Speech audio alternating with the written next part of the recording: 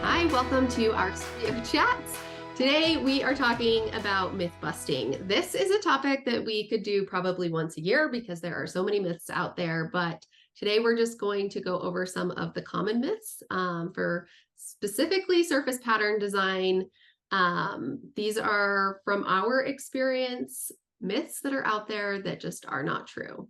Yeah. If you love our chat today, then take a screen grab and share it with us, tag us, so we know that you found it valuable and loved it. We want to hear from you, and it always makes us smile every time someone loves something that we've done. So share. Yeah, let's Okay. go ahead and dive in. Courtney, you There's want to start us off? there are so many things that we believe on our journey, so many myths that we believe that we need to do to find success, or that we need to kind of tackle or reach a limit to, all these things to like go to the next stage or move the needle forward. And they can be huge roadblocks, and they can really hold us back. They can be pain points. They can make us frustrated. They can make us overwhelmed. So let's dive into the first one. I really want to chat about story, having a story. Yes, this is a big one because I feel like this is one that really stops you in your tracks, that your designs need a big story around them. Yeah. And I just want to say, been in the industry for many, many years, working in-house, over 20 years designing, and never once when I was working for a company or anything did we have a story behind why we did a print. Yes, we did like kind of capsules and kind of like a look and a theme and all that kind of thing, but never did we have a real like a story behind something that was like how we sold it. It was really just like, if it was for fashion, it was like we're doing let's say a leopard kind of safari theme, and the colors this season are blah blah blah. It was kind of like that, but it was like this essence that capsulated the story, but it kind of almost sometimes came after the fact than before the fact. Or like by mixing and kind of like collecting and creating. But the story thing, sometimes we feel like we have to create a little story before we even start, and that can be really beautiful. It can be really, really beautiful, and it can be really lovely. And some stories out there of some designers that do behind their work are so lovely, and I find it really inspiring. But when it comes down to selling our art directors sometimes they just don't even care about it, right? I would say more than sometimes. Majority of the Yeah, time. majority of the time. I would also challenge, when you look at story, I think more importantly than looking at story for a collection or the story behind that specific piece of artwork, is looking at your story. Telling your story as an artist builds connection, and I think more value than worrying about the story of the artwork that you're creating at that time. And I mean that through sharing the ups and downs of being a surface pattern designer on your social media, or that's how you build connection with people. And I think that story is more important than having a story behind what you created. Yeah, so the storytelling is probably more getting good at storytelling of your kind of brand and what your essence is, instead of like worrying about what the story is behind a collection. I think it's just better to do the doing than make that have that as a hurdle to get over. I would go on though with that one. I just want to say, and you don't have to be an artist who builds a story if you're not trying to build a brand. Fleur and I are building a brand with our design studios, right? So that story and that connection is important because it builds trust, it builds relationships, all those things. But you can totally be a successful artist that doesn't build a brand. You're making your artwork and you're licensing it to company, and they're not interested in who you are as a brand. Yeah. And even if you're like an artist that loves doing one-offs, then you don't need a story. You're just kind of like thinking, okay, I've got this idea, I'm just going to get it down and get it out in the world, and you're just doing kind of one-off designs, then you definitely don't need a story around things. You can just like create. I remember at art school, they always wanted me to have a story about why I was doing something and why that brushstroke was there and why am I using that color. And I'm just like, can't I just be Can't I just create? Andy Warhol said that he just created. Like, do you know what I mean? Like, can't we just all be Andy Warhol right now? Like, it used to make me so mad that I had to have a reason for every little thing of like that I had put that. Why did I put that mark there? Like, but it did teach me some good things. But it used to really frustrate me. I was like, I just want to create. I think Andy Warhol has some really good quotes about like, you know, can it just be like, you know, it is just what it is. Anyway, okay, let's move on to size. Yeah. Size. We're talking about size of collection here, right? We beat this drum all the time that outside of the fabric industry, these huge collections don't really have a home. I mean, there's exceptions to that rule, but if you're not interested in being in fabric, quilting specifically, I shouldn't even just say fabric, because so many companies are just taking hero prints, one-off designs, hero and a coordinate. But outside of fabric, the size of your collection does not need to be huge. There is not a magic number for collections. You can sell, just like Fleur mentioned before, you can do one-off designs. Lots of artists are successful just doing buyouts with one-off designs, licensing one-off designs. We always are advocates to, when you put all that time and effort into a hero print, of giving it a blender or a coordinate, so that you can hopefully just increase the amount of money you could make off of it, by enticing someone that is going to buy one print to be like, oh, well, I'll just get the second or the third with it. But there really is no secret number to size. Yeah, because we love doing mini collections. So we, like Brian said, so we really promote kind of also the mindset of doing a big collection is really hard as well. But doing the mini collection can also just make the opportunity of that, you know, like support that one off, right?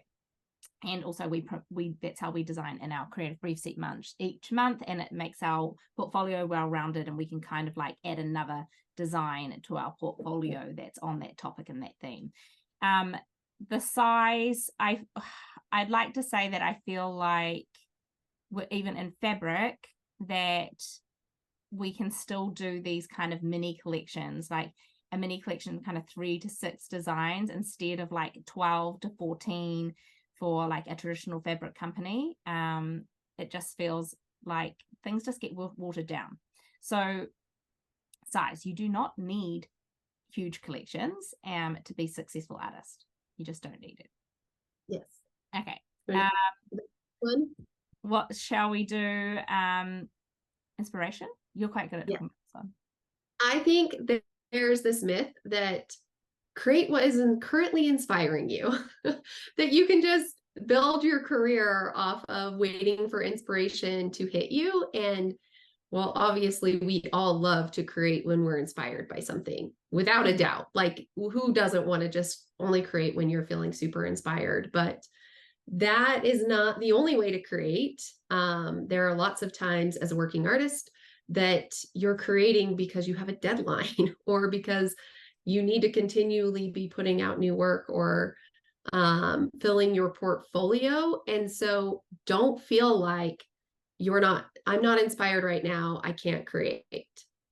Yeah, that's a big one, right? So sometimes we actually just need to create what the customer needs and what the customer wants as well. Or we add freelancing to our kind of like, what are those things called?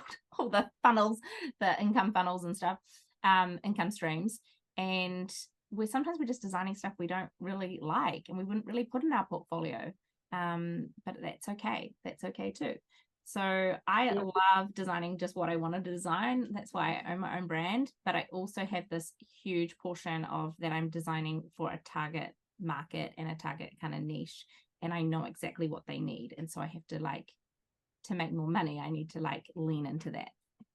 So it's sometimes. Yeah, I always give the example of animals are not my go-to ever. I'm never sitting down feeling, today I want to draw an animal. This sounds great. But I want to add them to my portfolio because I know that there's a market for them. I know that they can be profitable. I know it's a smart thing to do as part of my business. So while I'm not inspired by them, or inspired to create them, I sit down and do the work. Yeah, Like, I don't know if you'll find me drawing people. But you might. I mean, who knows? I might if there was a need. Okay, what about pitching? Wait, Laura, I'm going to rewind you on that because you drew mermaids. Oh I've yes, seen them. yeah, it's Those a half person. Okay, are, pitching. yeah. Yeah, You want to dive into pitching? yeah. So pitching. Oh, okay, so sometimes we do this thing where like we like create something and then we're like, okay, well now we have to pitch it. And then we feel like, why am I hearing crickets? Because we're pitching at the wrong time. We haven't like got our strategy and our planning all organized. We're just kind of throwing stuff at the wall, darts at the wall, spaghetti at the wall, and hoping it will stick. And there has to be a strategy with this pitching thing, because if you don't really know if you don't get an art director at the right time of what they're looking for, they won't go, aha, they like love it, because they're just not looking for it that time. They work to seasons, and they work to schedules of like what they're looking for. And this month they're looking for Halloween and Christmas maybe, or fall, and so you have to, it's luck. But we've been in the game for a long time, so we have our schedule quite down packed now. We have a calendar, all the things, and now that's also what we provide in our monthly portfolio building briefs, is the strategic planning around what you should be designing and when. So if you're just designing and then pitching that thing right then and then, and you don't have a strategic plan to it, you can just hear crickets a lot of the time and not hear back. And so make sure you've got a plan. The other thing with pitching too is there's this myth out there that you should pitch your dream company. That's where you start. You start with your dream company at the top. At the top. And that can be great and that can work. There's also something to be said of meeting people where you are at, of when you're starting out, you're learning, of working with brands who are also starting out, who are also learning out their processes, who you can stumble through your first file prep together, you can grow together. And I think it's important to realize that those oftentimes some of the best relationships are the ones you build with the companies that you work with when they're small and you're small, and you continue to grow together. Where a lot of times with larger companies, it can be a one-off license and then it's done. It takes so much to build that connection. You get there, but it's not an ongoing thing. So I think just don't be afraid to pitch small brands. They're great to work with.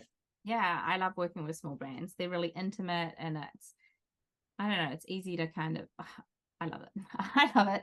And they pay, sometimes they pay more. Yeah.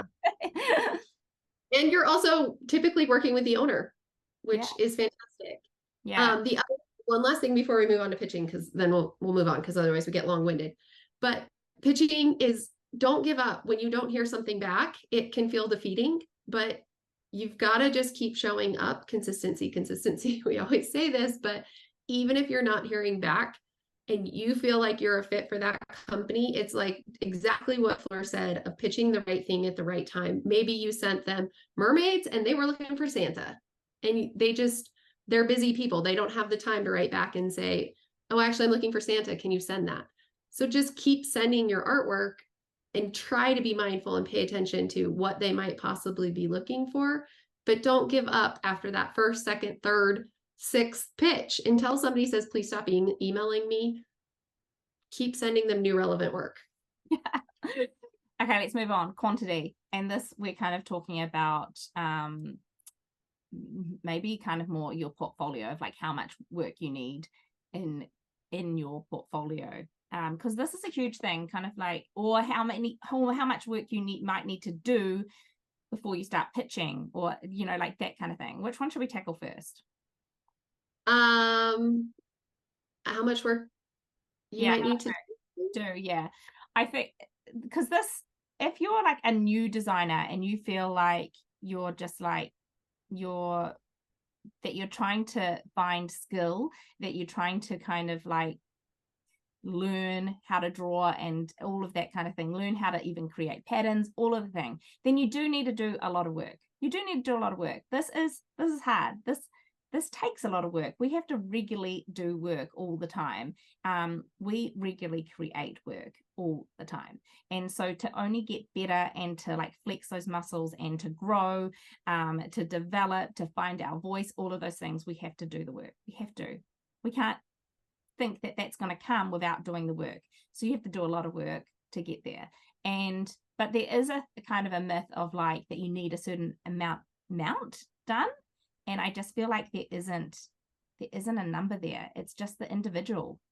So someone might be heaps more skilled than somebody else and might do it in like five patterns or 3 or 100. Do you mean we're all just different and unique, and there is no magic number here? It's like how would you kind of describe that?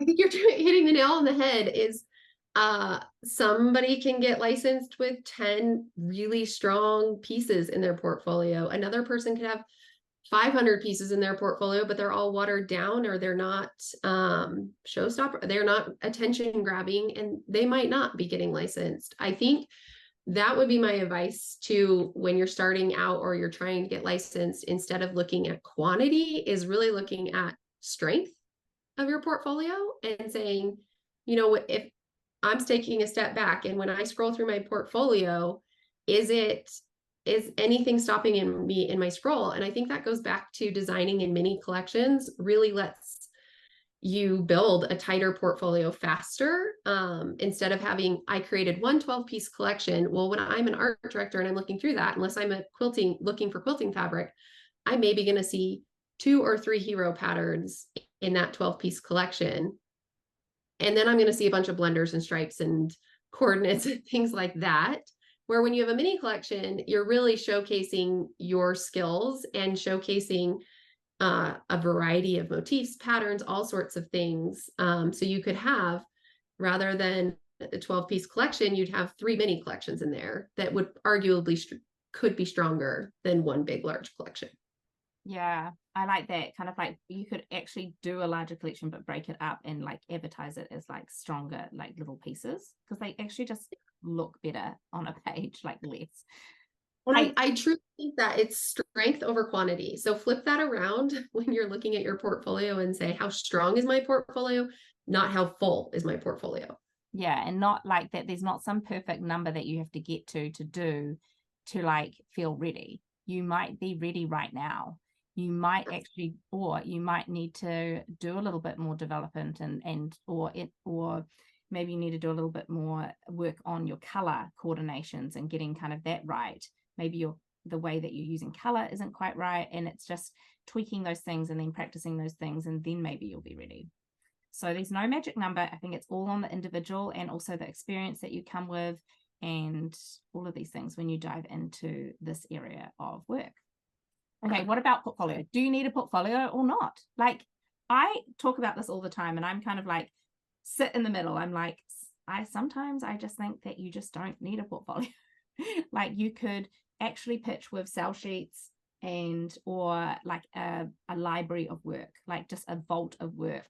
I feel like portfolios are great for if you're wanting to work in-house. Like, I just probably wouldn't have hired someone without a portfolio, but the portfolio for that wouldn't have been about the story of the person, like they're a brand. I would have been wanting to see the breadth of their work, like that they can be a chameleon, that they can do a lot of different kind of work. For, say, if I was hiring, or when I worked in a fashion house here in New Zealand, when I was hiring a designer there, I'd be trying to look at that they had a breadth of style and that they could do different kind of prints that we needed to do, that they could do invitations, they could do a whole bunch of stuff that fitted our needs. So it depends what kind of job you're going for. I just wouldn't really want to see a portfolio on this is me and my journey and like all the pretty things. It was more like, I just need to see that you can do lots of different kind of jobs. So there's that kind of portfolio for art, and then there's the portfolio that maybe you want to pitch to a big company, and you can kind of say, this is what I'm about, and this is my my look and my feel. There's that kind of portfolio. I just kind of beg to differ if you actually need it. What's your feeling on this, Ryan? Yeah, I think it's hard too, because as you inevitably continue down the path of making artwork, you just end up with a lot of artwork. Yeah. And that's kind of where Flora and I found ourselves, as we had these portfolios that were aesthetically really beautiful, but it just becomes unrealistic to maintain and unrealistic for somebody to like endlessly scroll through mock-ups and presentations and this is what it looks like on fabric and this is what it looks like on this and this, where really there's argument for, do you just need an artwork catalog, like a catalog of available artwork for people? And I think you need something, without a doubt, like a way to store all of your sell sheets, store however, maybe they're not on sell sheets, but however you're doing it, you need a place where somebody can go and scroll through and see what you have available for them to license. I'm in the same camp with Flora, though, of how much you are putting into making it this beautiful presentation in a traditional portfolio sense. Yeah, because it can take so much time, and then so much time to update it when you do new work. And I just feel like mine's redundant. I just don't even send it out now. Now I just kind of connect and I say, would you, like a lot of people come to me and then I'll just be like, here's my design library, which is like my vault. Go see what you want, because they're there to buy. They're just looking for patterns. They don't really need to know the backstory and things. That they're not looking for that. They're just looking for artwork. Yeah, And they I don't would say that mock-ups. They don't need to see the mock-ups. They already can envision it on their product. exactly. They do not need to see the mock-ups. I think that's another thing of just crafting this whole story. I think it's different when Flora was saying that, like, using a portfolio to really attract a bigger company. Sometimes that's referred to as a pitch deck, where you're presenting how your designs are going to look. And that is for a much larger collaboration, at least in my mind. If I'm going to put the time and effort into doing that, it's for hopefully a much bigger collaboration. Yeah, and it would probably be, I think if I was going to do that, it would be really, what's that word? Specific.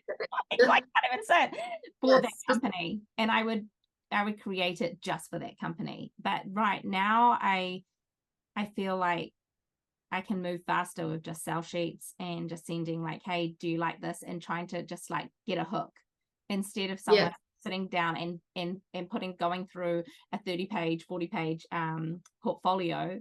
I find it just better to send 2 pages. Do you like it?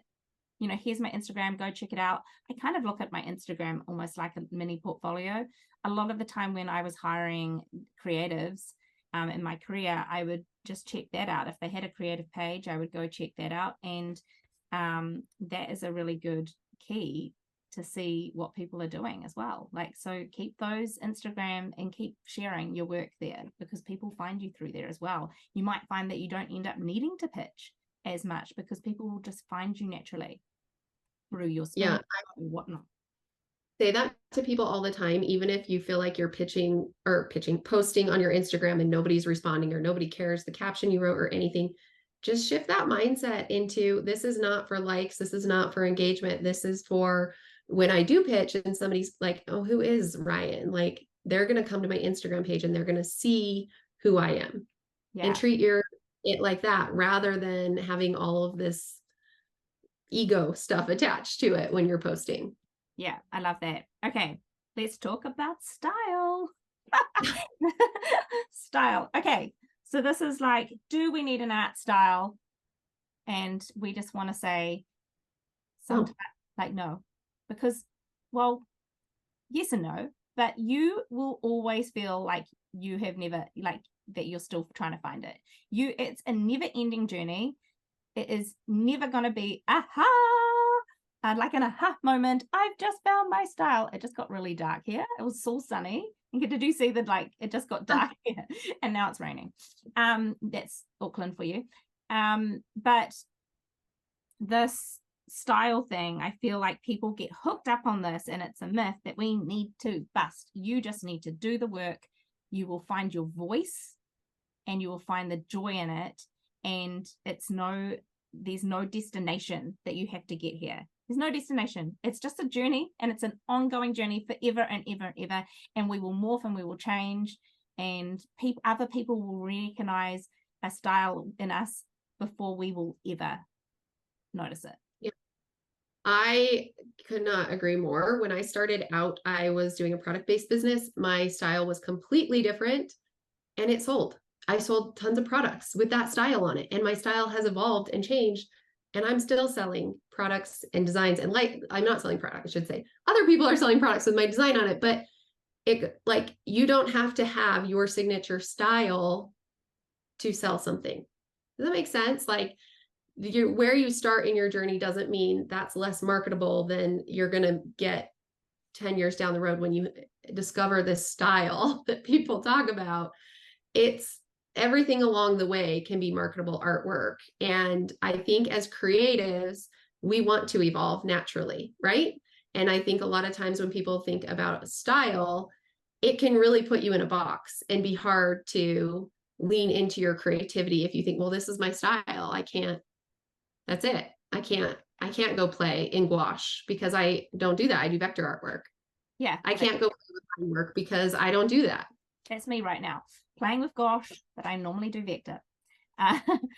I think it can be a huge thing that jumps people up, but it's just consistency. You just have to get back into the doing, and you need to look at it, shift the mindset of like, I need an art style from I'm on a journey and I'm just evolving, and it's just going to naturally evolve, and I'm just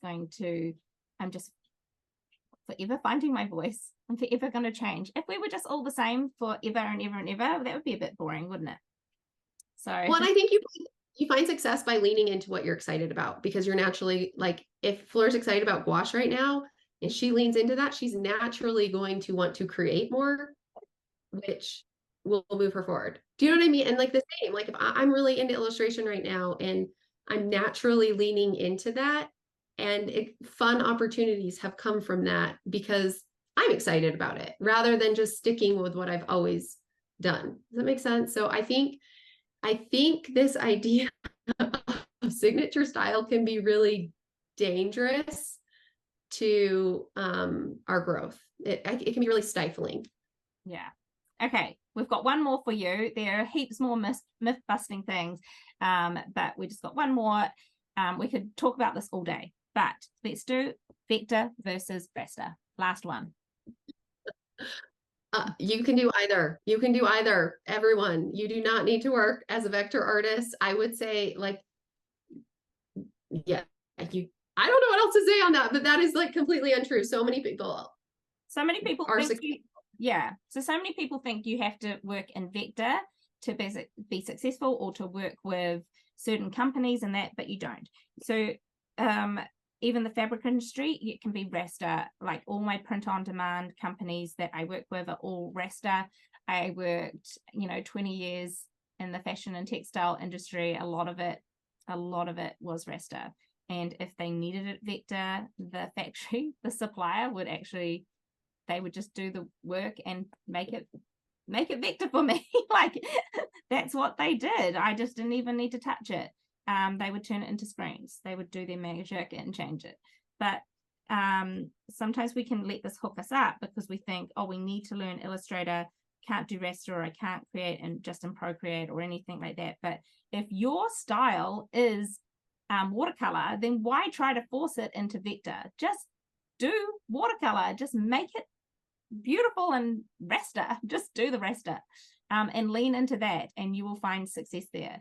Photoshop is an amazing tool. Procreate's an amazing tool, and I think you just need to lean into what you want to create and not worry about where all the stuff at the end. If someone really needed something vector, I think you would be able to make it happen in the moment, and you would. But I just wouldn't stress about it until it needs to be a worry, right? Yeah, I think it's the right tool for the right job. Focus on that, right? It's just what Flora was saying. If you're painterly, it's the right tool for the right job. Photoshop's most likely going to be your favorite tool because it gives you all of the wonderful qualities of watercolor and paints and all of that sort of stuff. If you love vector and you love how to work there and you love that you can size things up and you can size things down, you've got clean line, all the things, that's the tool for you. But one is not superior to the other. No, definitely not. There was one more thing that I was going to say about this. Oh, also, we can actually mix vector and raster within a collection and into our art library or our art style and all of that. So I do some vector and I do some raster. It just depends on the look and feel that I'm going for in the moment. Sometimes I want nice clean lines, or just I really love in Illustrator how I can recolor a collection. So if I'm working on a collection, it will be that. Sometimes I want like kind of more texture in something, so then I will do it in Procreate or Photoshop and to get that different look. So I do mix the two within a collection, and there's no rules.